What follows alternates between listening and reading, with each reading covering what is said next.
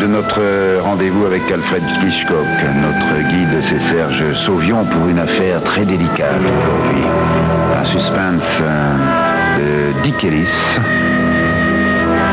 Un dossier volumineux intitulé « Une fille bien ficelée ».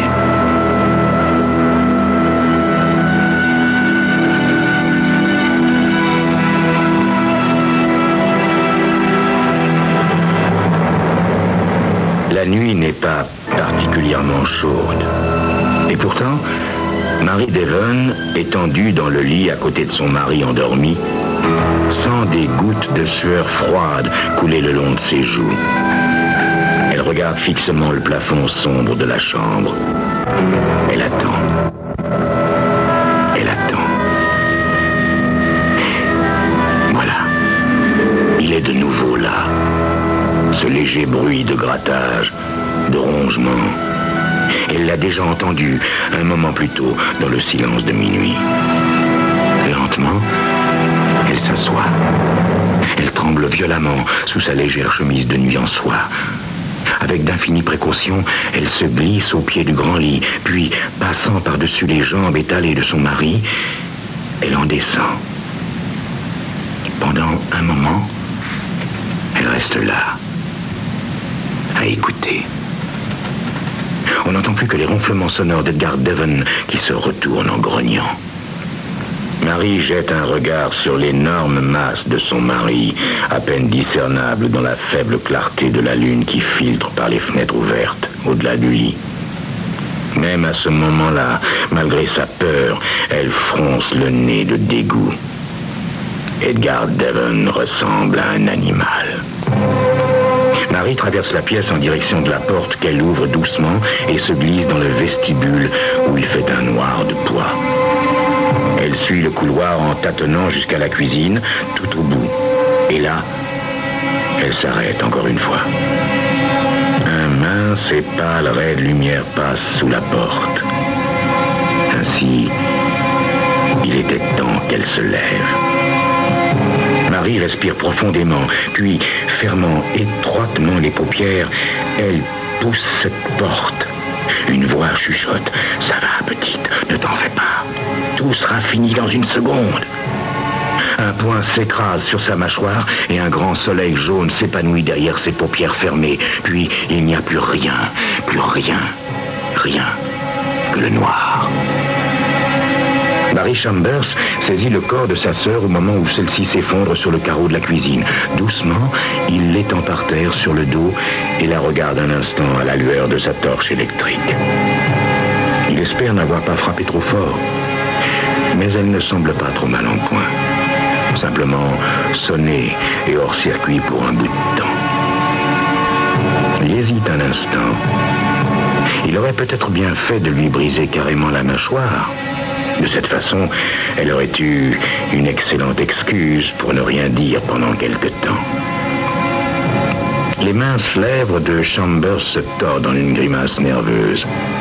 Il secoue la tête et, se tournant vivement vers le placard à côté de l'évier, il en ouvre les tiroirs jusqu'à ce qu'il trouve la pile des torchons de vaisselle. Sans bruit, il en noue plusieurs bout à bout pour constituer une sorte de corde. Il vérifie la solidité des nœuds en tirant dessus à coup sec et, satisfait, revient au corps inerte de sa sœur. Il la retourne sur le ventre, lui croise les poignets au creux des reins et les attache étroitement ensemble. Puis, il recommence l'opération avec les chevilles en usant pour cela de l'autre extrémité de la corde.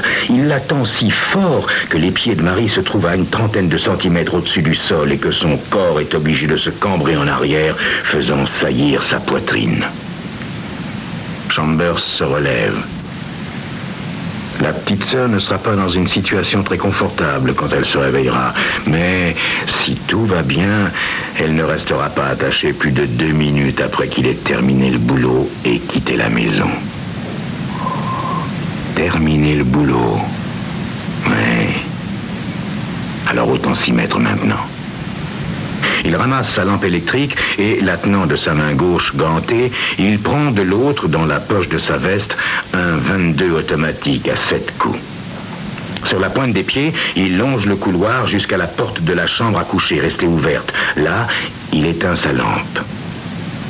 Il entend Edgar Devon ronfler avec satisfaction. Il passe sa langue sur ses lèvres sèches, braque l'automatique sur le lit et pénètre dans la pièce. Ayant trouvé le commutateur près de la porte, il allume. Au même moment, il se met à hurler de toutes ses forces. Edgar Devon se dresse sur son lit, son crâne sauve, luisant sous la lumière qui tombe du plafonnier. Sa grosse face est blême de saisissement et de terreur soudaine. Quoi? Qu'est-ce que... Chambers tire. 1 fois, 2 fois, 3, 4, 5 fois. Sur le lit, l'homme s'effondre lentement en avant jusqu'à ce que sa tête touche ses genoux. Son corps se contracte sous le choc des balles, petites mais mortelles. Un de ses gros bras pend au bord du matelas. Sa main se crispe, se ferme, puis se rouvre et ne bouge plus. Chambers pousse encore un cri, puis se détournant, il court à la cuisine. Vite, il donne de la lumière. Sa sœur commence à revenir à elle. Elle gémit, essayant de se retourner. Il tremble maintenant si violemment qu'il doit tenir la crosse de son revolver encore fumant à 2 mains. Il vise un endroit du mur bien au-dessus du corps de sa sœur et tire ses 2 dernières balles. À son tour, Marie crie soudain d'une voix étouffée. C'est ça, crie, lui dit Chambers, hurle. Et il traverse la cuisine, ouvre la porte donnant sur la cour arrière et sort dans l'obscurité. Sa voiture est garée dans l'allée. Tandis qu'il franchit en hâte la cour, il voit des lumières s'allumer dans une maison à droite de celle des Devon. Arrivé à sa voiture, il se retourne pour regarder vers la gauche. Là aussi, les lampes s'allument. Bien, très bien. Tout se passe exactement comme il l'a prévu. Les cris, les coups de feu et, à présent, les appels au secours aigus de Marie qui traverse la nuit.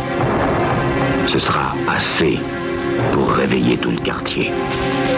Il saute dans sa voiture, démarre et gagne à toute vitesse la rue transversale, tourne vers le nord et accélère. Quand il a mis les pâtés de maison suffisamment loin derrière lui, il réduit sa vitesse jusqu'à un 70 régulier. Chambers habite un appartement dans un immeuble situé à un peu plus de 3 km des Devon, dans la partie nord de la ville. Il ne lui faut que 3 minutes pour y parvenir. Il gare sa voiture dans le parking, derrière le grand bâtiment sombre, puis entre dans celui-ci, gagne l'ascenseur et monte au 2e étage. Il ne rencontre pas une seule personne. Il ouvre la porte de son appartement, entre et referme à clé derrière lui. Là, il s'adosse à la porte et se laisse glisser de telle sorte qu'il se retrouve assis sur le sol. Il se met alors à trembler. La sueur coule sur son visage et tombe goutte à goutte de son menton. Ses dents claquent violemment. Il ne fait aucun effort pour se reprendre. Il sait que la réaction va passer. Ça y est, je l'ai fait. Maintenant, si Marie le veut, mais elle voudra.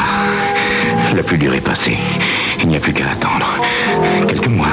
Et puis, de l'argent. Tout l'argent de la création.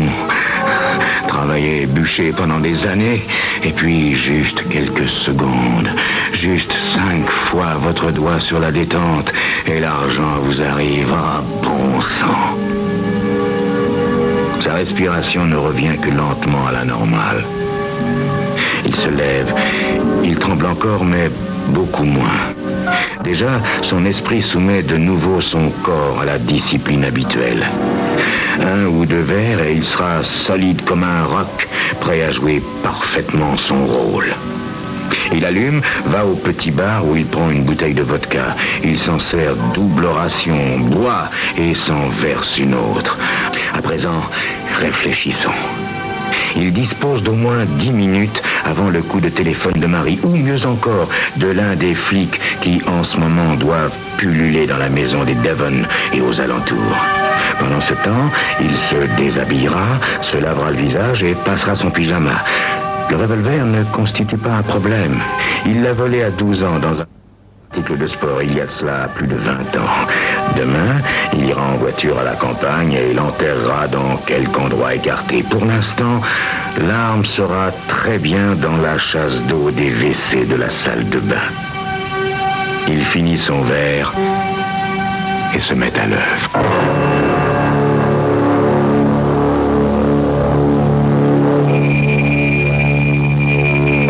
Barry Chambers semble avoir tout prévu. Reste à savoir si sa sœur et lui seront maintenant à la hauteur de leurs rôles respectifs. La réponse d'ici quelques instants. Serge Sauvion.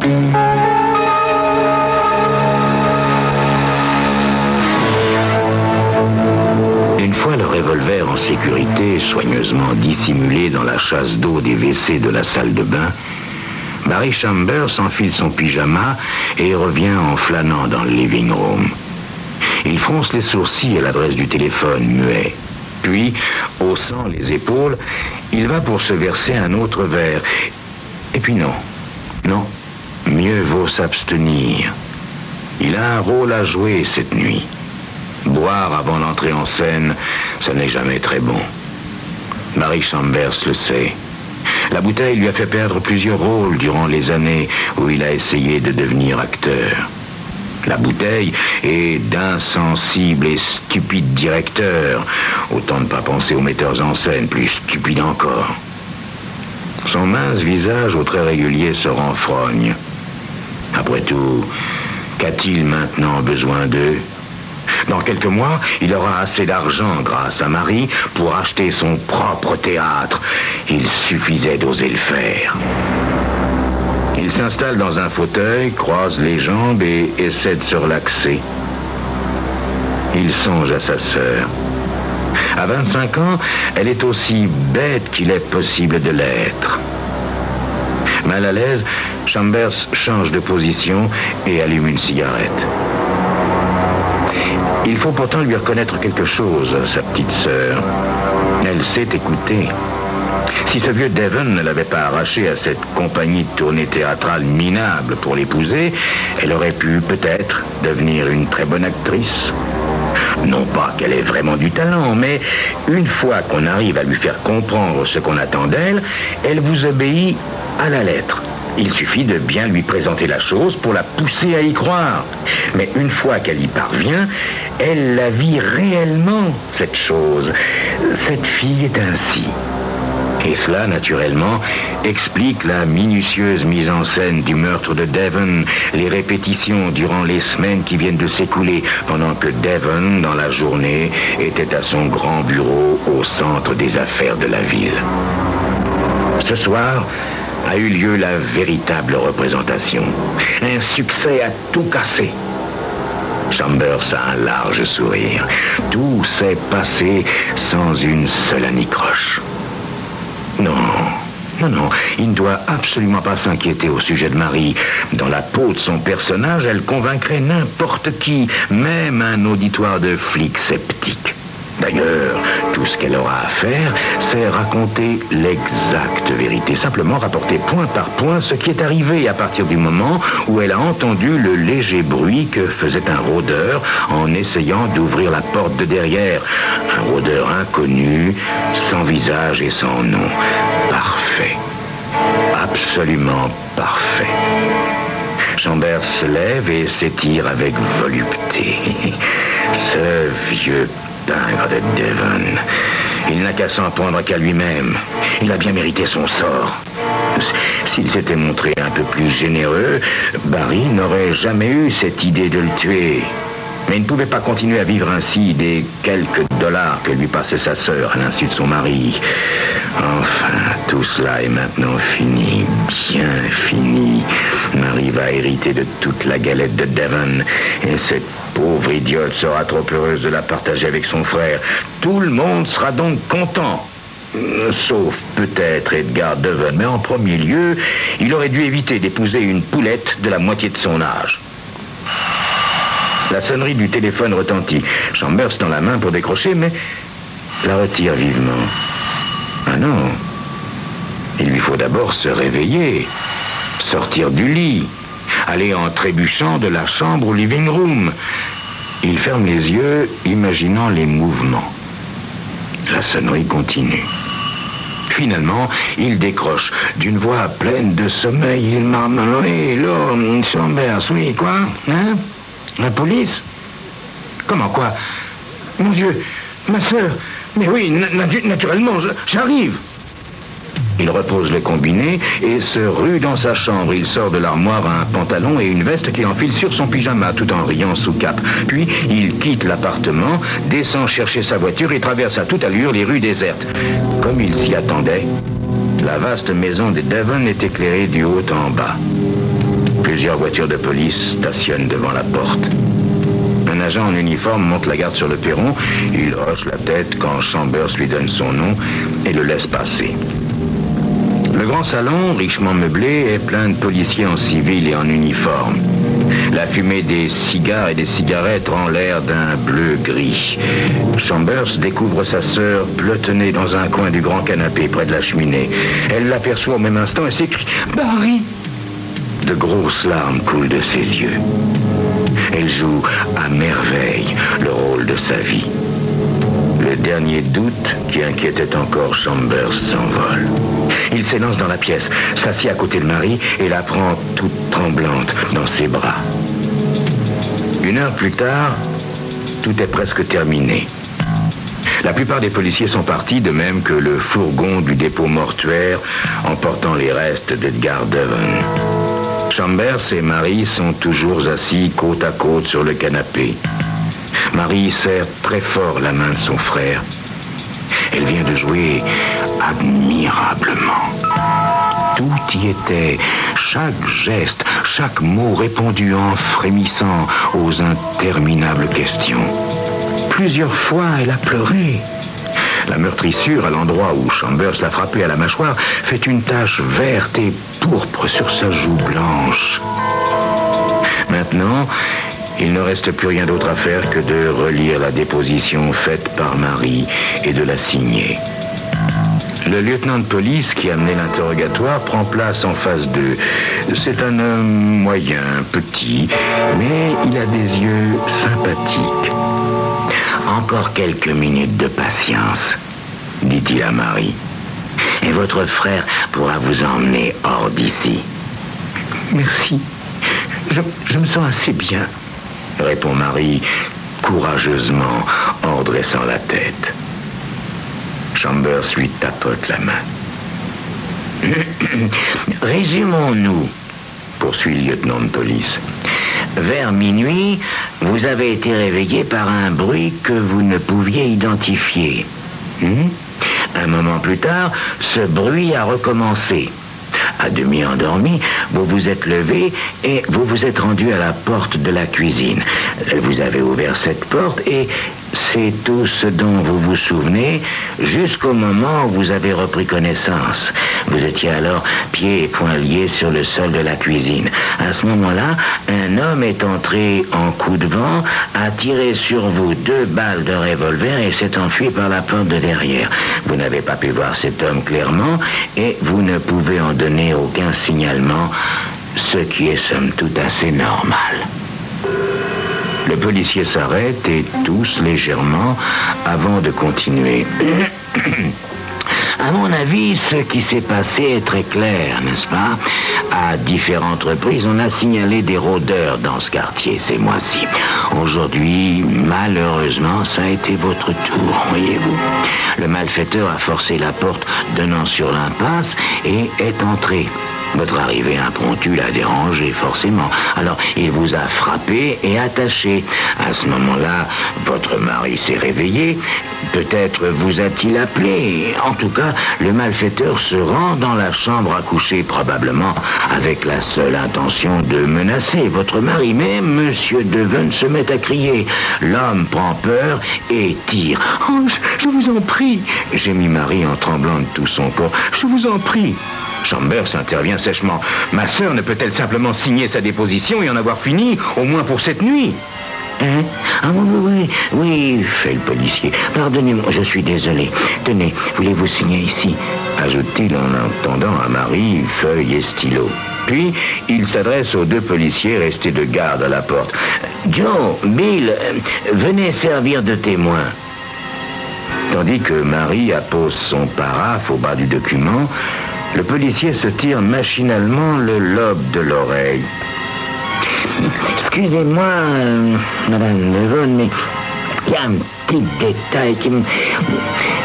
Vous n'avez cessé de me répéter que votre mari et vous étiez dans les meilleurs termes. Voyez-vous, je suis moi-même marié depuis 15 ans. Mes hommes aussi. Il y a une chose qui nous intrigue. Que voulez-vous insinuer? Coupe Chambers d'un ton sec. Vous êtes célibataire, à ce que je crois comprendre, monsieur Chambers. Lui répond le policier avec un sourire bienveillant. Oui, mais voilà qui est très intéressant. Très. Chambers sent un froid de glace lui glisser le long de l'échine. Mais Le policier l'interrompt. Vous l'ignorez peut-être, monsieur Chambers, mais aussi différentes que puissent être les femmes, il est un point sur lequel elles se ressemblent toutes, voyez-vous.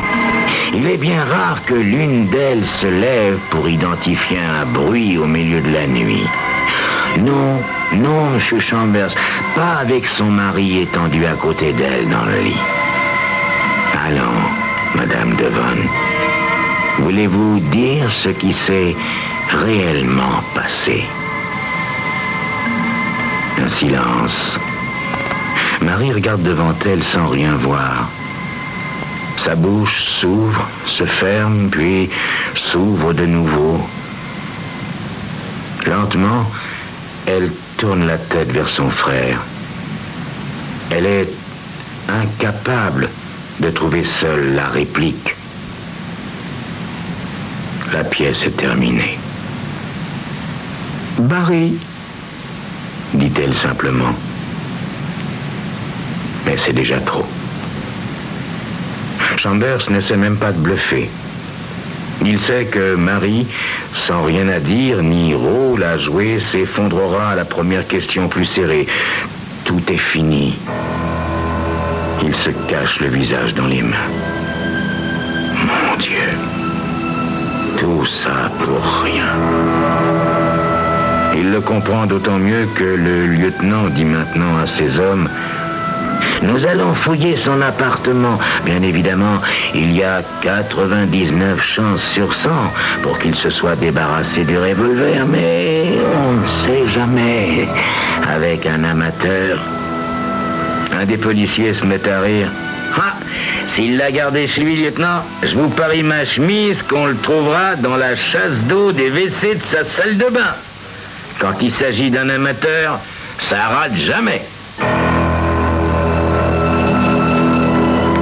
Prochain rendez-vous avec Serge Sauvion et Alfred Hitchcock, lundi, bien sûr, à la même heure.